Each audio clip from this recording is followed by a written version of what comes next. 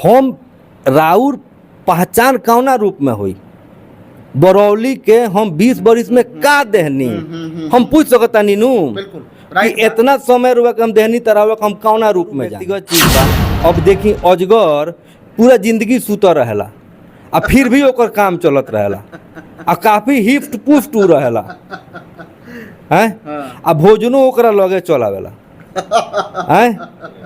तो धरती पर कई तरह के जीव बा, ओकर सूते आ जागे के अलग समय बा, ऊपर ना बोले। रहल बात विकास, बरौली में कबो कबो लागता लोकतंत्र नइखे है, बोले नइखे दिया, बोलला के बाद से रुआ ऊपर चढ़ जाइल जाता। तो ये लोकतंत्र के खूबसूरती ना हो। तो ज़्यादा दिन जब आदमी कहीं रह जाला तो धीरे धीरे ओकर सोच लोकतांत्रिक से सामंती होत चल जाला। विधायक जी से कहे के हमार हैसियत नइखे, हमनी के हैसियत से बहुत ऊपर के चीज़ हुआ हो गई बनी। कहियो कार्यकर्ता रहनी तो ले हमनी के कोनो कुछ कहीं सन, अब हमरो डर लगता, रौरो डर लगता कुछ कहे में कुछ सुने में, कब का हो जाई केहू नहीं जानत हैं। तो अब कहे सुने वाला बात नहीं है, इच्छा शक्ति होके के चाहिए। तो बाबा एगो अंग्रेजी के कहावत हो, फ्रेज हो कि विजनलेस लीडर आ ब्यूटीलेस लेडी हैव नो सिग्निफिकेंस। कि हमारा थाना हमार थामे हो, थाना थावे हो, आ ब्लॉक माझा हो, अबो बा अभियो बा, थाना राउर थावे हो, हाँ आ ब्लॉक माझा हो। यही पर रूटीन वर्क कैले बनी। रूटीन वर्क के मामला में कि रोड आयल तो रोड बनवा देनी, पंचायत सरकार भवन आयल तो पंचायत सरकार भवन बनवा देनी, नाला के स्कीम आयल तो नाला बनवा देनी, फंड हो तो इसे कुछ ना कुछ तो काम हो कहीं के बा। ये रूटीन वर्क हो, नया तो ना कोई नहीं। रूटीन वर्क भइल बा, माने ये बात तो माने तो माने कि विधायक जी रूटीन वर्क करौले बा, रूटीन वर्क कैले बनी। जौन फंड आइल बा उ लगौले बा, लगा दे। छोट छोट मुद्दा पर ध्यान बा। हम कोनो रुआ से बहुत अनुमंडल बनावे के हम मांग नहीं करत, हम अनुमंडल खातिर कोई अनशन कैले बनी धरनो हम ही हो जाई, हम मैं ही खुदा हूँ। एगो शेर हो तो रउआ के कोई कुछ बोलता तो रुआ बुरा लागता, तो रुआ सोची कि रउआ भी कोई के बोलता है तो ओकरा बुरा लागता। चलिए नमस्कार प्रणाम। अभी हम बानी गोपालगंज जिला के बंगरा में, बरौली विधानसभा क्षेत्र में पड़ेला। रुआ सबके बता दी कि बंगरा में मुकेश राय जी के आवास पर हमनी के पहुंचल बानी सन। रुआ सबके बता दी कि 2015 में बरौली विधानसभा क्षेत्र से यहाँ के चुनाव लड़नी और अच्छा खासा वोट भी मिलल यहाँ के। मुकेश राय जी हमारा साथ में बानी। सबसे पहले मुकेश जी स्वागत बराऊ। धन्यवाद बा। और रुआ चैनल के सब दर्शक लोग के भी हमार प्रणाम बा। रउआ जौन बात हमरा रुक जाई, पहले हमरा के एगो और लाइन बोल देवे दी। हमने के पता ना लगे रहुआ दिलीप सिंह के साला हो, लेकिन विधायक जी बता देनी पूरा विधानसभा के दिलीप सिंह के साला हो, अब वोट हमार काट के चुनाव हरा दिल। अब ये बात के हम का कहीं, विधायक जी के ई बात ना कहे के चाहिए। बिल्कुल अमर्यादित बात। विधायक जी एगो कार्यकर्ता रहल बानी, जमीनी नेता रहल बानी, क्षेत्र के एगो प्रतिष्ठित व्यक्ति रहल बानी जी। आ 20 साल से क्षेत्र के प्रतिनिधित्व भी करत आ गइल बानी। तो वहाँ से ये तरह के उम्मीद हमनी के नहीं सन कर सकत। अपना विरोधी के भी सम्मान के नज़र से देखल जाए, यह लोकतंत्र के खूबसूरती है। जी बिल्कुल बिल्कुल। तो चुनाव लड़े आ ना लड़े वाला काम तो आगे भी होत रही। बहुत सारा लोग चुनाव में आई, बहुत सारा लोग चुनाव से बाहर हो जाई, लेकिन ओकरा संगे एगो अपन मर्यादा भी रखे के चाहिए। आ निर्दलीय चुनाव हम लड़नी तो कोनो ई गलत काम ना कैनी। भारतीय राजनीति में 1952 में जब देश के पहिलका आम चुनाव भई रहे न, पहिलका आम चुनाव, ओ बेरा 53 गो पार्टी चुनाव लड़ रही सन। 53 गो पार्टी। कांग्रेस सबसे बड़ा दल रहे नु। देश के आज़ादी के क्रेडिट ओकरा के दिहल गई रहे, आ ओकरा संगे संगे 53 गो दल लड़ रहे। तो उ तो एको बेर ना कहे गल कि 53 दल बटकटवा हो, ओमे एगो जनसंघ भी रहे। 550 निर्दलीय चुनाव लड़ रहे, 533 समथिंग कुछ रहे। गूगल एक बेर हुआ कर ले, इतना लोग वो बेरा निर्दलीय लड़ रहे। तो विचारधारा के व सिद्धांत के खिलाफ जे होई तो उ चुनाव के माध्यम से राउर जवाब दी या जनता के आशीर्वाद लेवे के कोशिश करी, ई हो जात रहेला। जैसे कि मुकेश जी वहाँ के मन में माने बा, जैसे कि वहाँ के कहत नहीं से बुझाता कि रउआ लेकिन चुनाव लड़नी 38 वोट रउआ मिलल, तो रउआ विधायक जी के हरावे खातिर चुनाव लड़नी, और सही में वो बेरा 2015 में के चुनाव हार भी गई नहीं। देखी एकरा पीछे फिर एगो लंबा इतिहास हो जाई कि हम काहे चुनाव लड़नी, काहे चुनाव में अइनी। क्या भाजपा में हमार रोल जैसे रहल। वहाँ के लागत है कि रउआ लोग चुनाव वहाँ के हरावे खातिर लड़नी। तो कई तरह के देखी राम परवेश जी पर एबरा कई तरह के आरोप लागता। कुछ व्यक्तिगत आरोप भी बा, कुछ राजनीतिक आरोप भी बा, कुछ विकास के आरोप भी बा। हम कुल सब सुनता नहीं, हमरो वीडियो मिलता। जी कुछ लोग हमरा से कहलस कि वहाँ के दिन भर सूती ले, तो हमरो से पत्रकार कोई पूछुए, हम कहनी के पर हम ना बोले। फिर रुआ से भी कहते रुआ तो ना पूछनी है, तो ना पूछने लेकिन हम कहनी कि ये विषय में हम ना बोले। हर जीव के सूते जागे के अपन एगो समय होला, जी ओकर उ व्यक्तिगत चीज बा। अब देखी अजगर पूरा जिंदगी सूता रहेला आ फिर भी ओकर काम चलत रहेला आ काफी हिफ्ट पुष्ट उ रहेला हैं, हाँ। आ भोजनो ओकरा लगे चलावेला हैं। तो धरती पर कई तरह के जीव बा, ओकर सूते जागे के अलग समय बा, ऊपर ना बोले। रहल बात विकास के, देखिए एगो बात और रुआ सबके बता दी, रुआ के बता दी कि कुछ बोले में ई बात मैंने रह के माने चले कि हो सकता कि एक की तरह ऊपर मुकदमा हो जावे, कि हमरो ऊपर मुकदमा हो जौन जावे। हो खोल, लेकिन लोकतंत्र में बोले के आजादी बा। हम कोनो अमर्यादित बात ना बोली। मैंने उतना पुलिस सांप गोबरा वाला कहले बनी बात है सब कनी। तो हम एगो पढ़ल लिखल आदमी हई, हम एगो जीव जंतु के स्वभाव के बारे में कनी है कि हर जीव के भोजन करे के, सूते के, जागे के एगो समय बा। जीव के कनी है ना? हाँ, जीव जंतु के बा। तो अब देखी विकास के बारे में बात भइल। राम परवेश जी से हमरा कोनो दुश्मनी ना हो, कोनो विरोध ना हो। राम परवेश जी के हम बहुत सम्मान करीले, आदरणीय व्यक्ति हमरा खातिर रही। हमरा परिवार, हमरा पापा के साथे पढ़ल बानी, वहाँ के मित्र भी रहल बानी स्टूडेंट लाइफ से। ओ नज़र से वहाँ के हम चाचा भी कहत रहनी है, कहे नहीं भी, भले वहाँ के मुकेशवा कहीं चाहे जौन कहीं, हम वहाँ के करी, गार्जियन बनी वहाँ के जौन का वहाँ के जौन कहे के बा अपन वहाँ के कहिले।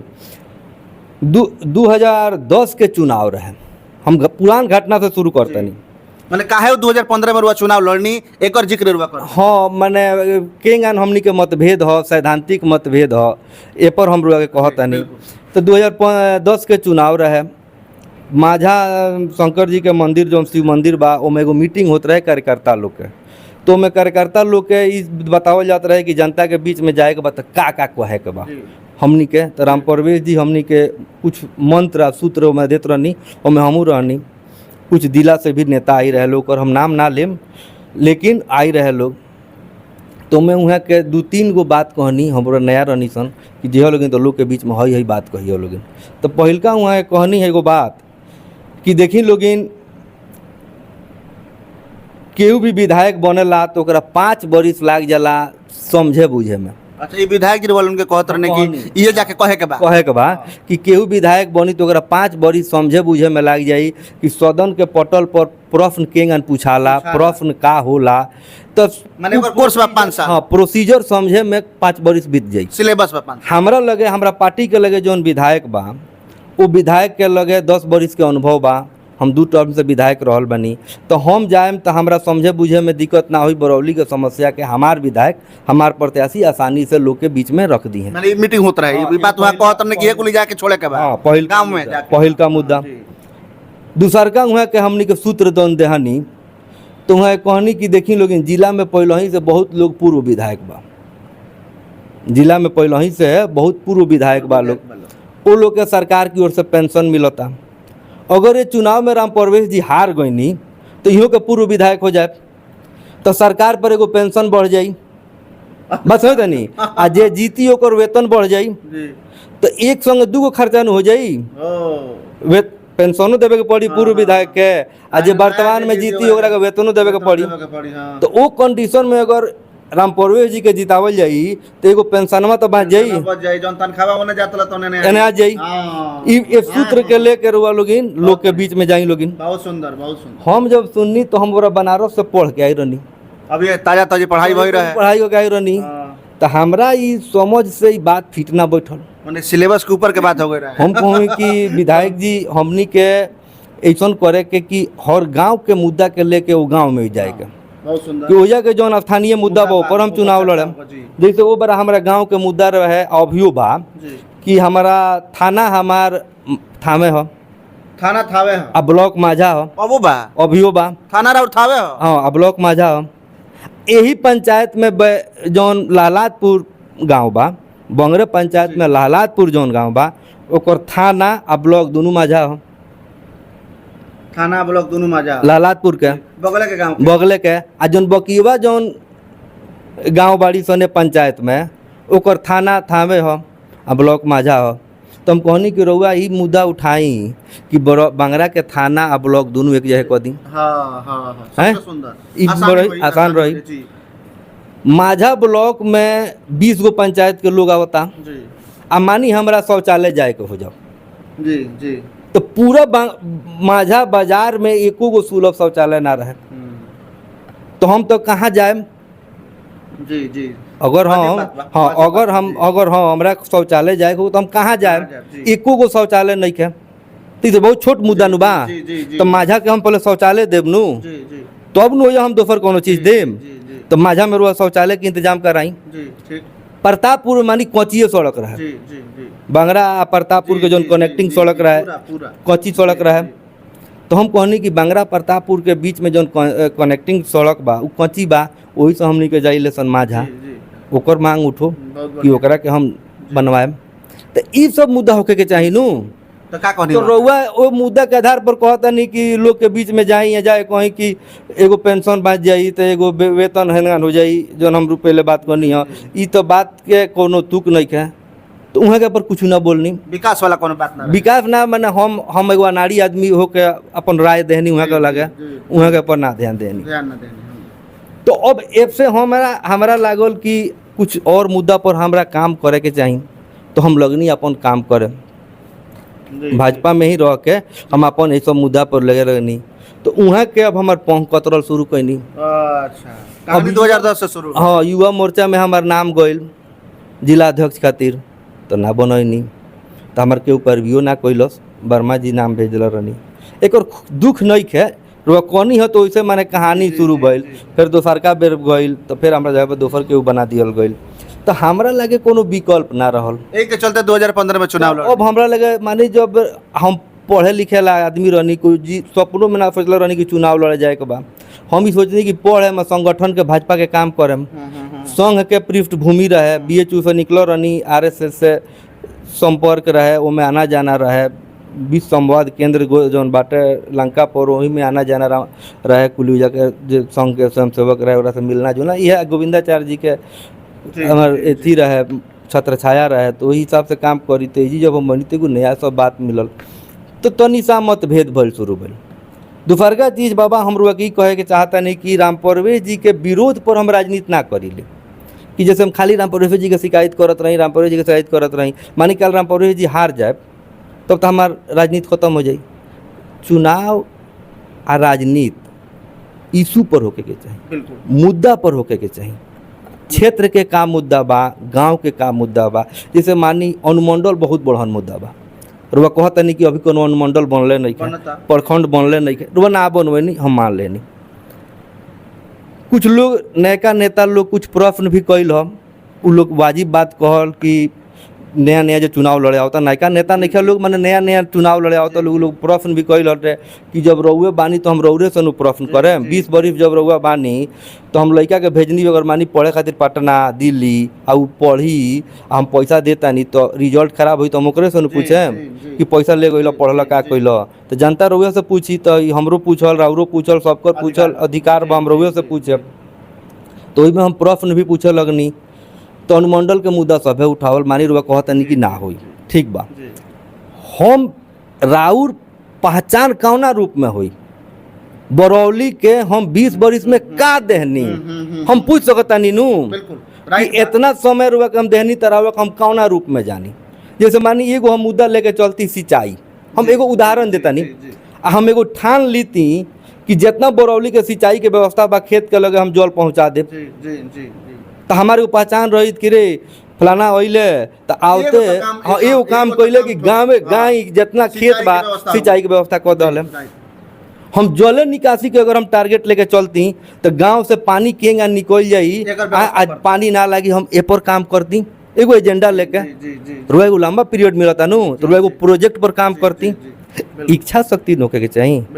तो बाबा एगो अंग्रेजी के कहावत हो फ्रेज हो कि visionless leader a beautyless lady have no significance तो हिंदी कह दिया उतना मान के चले कि ना मैंने कहे के माने बा अब हिंदी करम तो एक इहे कहेम हम कि जो नेता बिना विजन के हो ओकर कोनो महत्व नहीं है। माने बिना विजन माने बिना ओकर हाँ, अब बिना युति के खातिर कहल गइल बा तो उ शब्द हम ना इस्तेमाल करब, अंग्रेजी अथी ओकर अनुवाद करम तो ओकर कई गो लोग अर्थ निकाली, लेकिन हम नेते पर कहतनी कि विजन लेस लीडर होई तो ओकर कोनो महत्व नहीं है। कोनो महत्व नहीं तो नेता के लगे विजन होके के होके के चाहिए। चाही। रउआ भाग्यशाली बानी, रुआ लगे पार्टी बा तो रुआ लगे विजन नहीं के। आ हम ए मामला में चाहे दोसर कोनो नौजवान कम भाग्यशाली बा आ चाहे समझी कि उ अभागा बा, जी जी हम अपने पे कहते नहीं अभागा बा कि हमनी के लगे मानी अगर विजन बा तो हमरा लगे पार्टी नहीं के, जी हमरा लगे अवसर नहीं के। जी बिल्कुल रउआ एगो रूटीन वर्क कैले बानी, रूटीन वर्क के मामला में कि रोड आइल तो रोड बनवा देनी, पंचायत सरकार भवन आइल तो पंचायत सरकार भवन बनवा देनी, नाला के स्कीम आइल तो नाला बनवा देनी, फंड हो तो कुछ ना कुछ तो काम हो कहीं के बा।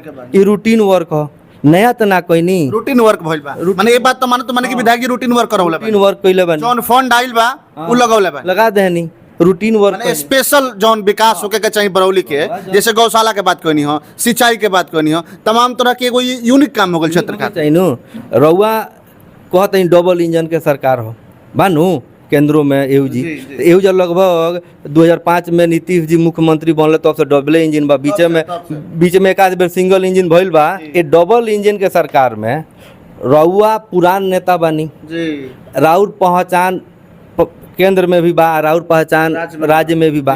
वो पहचान के वो प्रभाव के इस्तेमाल अपना क्षेत्र के विकास में करे के चाहिए नू। वो पहचान के आधार पर क्षेत्र में कुछ नया ले आवे के चाहिए नू, राइट है एकदम सही बात। कुछ ना होखो एगो पानी के टेस्टिंग प्लांटे बैठवा देले रहती, पानी के खराबी बनू है बरा, बहुत ज्यादा बीमारी उससे भी हो रहा है। हाँ। जी जी आयरन के मात्रा कहीं ज्यादा बा तो कहीं आर्सेनिके ज्यादा बा, कहीं सल्फर ज्यादा रहता। जी। एगो पानी के प्लांट बैठवा देले रहती जौना से हाँ पानी चेक होइत आ होइत कि ये गांव के पानी खराब बा, खराब बा, वो जी पानी की व्यवस्था हैं? हो। तो ई विकास नु हो जी जी आम जनमानस से जुड़ल ई समस्या कि हमार विधायक हमार जनप्रतिनिधि इतना जुड़ल बने कि एक एक छोट छोट मुद्दा पर ध्यान बा। बिल्कुल। हम कोनो रुआ से बहुत अनुमंडल बनावे के हम मांग नहीं करत, हम अनुमंडल खातिर कोई अनशन कैले बनी, धरनो दिले बनी अच्छा बरौली खातिर, हम दिले बनी जब हम चुनाव लड़े के रहे तो हमहूँ दिले बनी। ओकर हमरो लगे पेपर के कटिंग बा कुल हम देखाए। यही माझा स्टेशन खातिर भी दिले बनी, 3 गो मास्क लाइट लागल रहे बरौली में माझा में, कहियो जरल ना ओकरो खातिर दिले बनी। उ तो तमाम काम भइल, राजनीतिक बात भइल। हम छोट छोट मांग करतनी, कोनो बहुत मांग तो बढ़न नहीं कहत रुबा, चुनाव आवेला बा, कैपेसिटी से बढ़न बा, हम तो कैपेसिटी के बात का कहें चुनाव के समय में विधायक जी तमाम अपने ही कार्यकर्ता के कोई लोग पर आरोप लगाओ तनी का कहे विधायक जी से? अब विधायक जी से कहे के हमार हैसियत नहीं है, हमनी के हैसियत से बहुत ऊपर के चीज़ वहाँ के हो गई बनी। अपने कहियो कार्यकर्ता रहनी तो याले हमनी के कोनो कुछ कहीं सन, अब हमरो डर लगता, रौरो डर लगता कुछ कहे में कुछ सुने में, कब का हो जाई केहू नहीं खे जानो है। तो अब कहे सुने वाला बात नहीं है। बरौली में कबो कबो लागता लोकतंत्र नहीं है, बोले नहीं खे दिया, बोलला के बाद से रुआ ऊपर चढ़ जाइल जाता। तो ये लोकतंत्र के खूबसूरती ना हो। तो ज़्यादा दिन जब आदमी कहीं रह जाला तो धीरे धीरे ओकर सोच लोकतांत्रिक से सामंती होत चल जाला जाई नू। अब हम ही हो जाई, हम मैं ही खुदा हूँ, एगो शेर हो बानू ओकर छोड़ी हो बगड़ा के तो वो भ्रम तो हो जाएगी हमरा नू, ई भ्रम हो जाई। तो ई गलत बात बा। वहाँ के हमरा खातिर जौन शब्द के इस्तेमाल कैनी हमरा बहुत दुख भइल, बुरा भी लागल। डायरेक्ट हमारा से वहाँ के संपर्क बा, वहाँ के हमरा के जानता नहीं। तो ये तरह से इंगित कहीं फलानवा के बेटा, फलानवा के सार, फलानवा के ई संबोधन तो समाज में उचित संबोधन ना हो। हम रउआ के कहीं कि फलानवा के लड़का गिरी जी, हम जब जानते नहीं कि बाबा रिपोर्टर हई अच्छा मुकेश जी हई हूँ, तो रउआ के कोई कुछ बोलता तो रउआ बुरा लागता, तो रउआ सोची कि रउआ भी कोई के बोलता है तो ओकरा बुरा लागत है नू।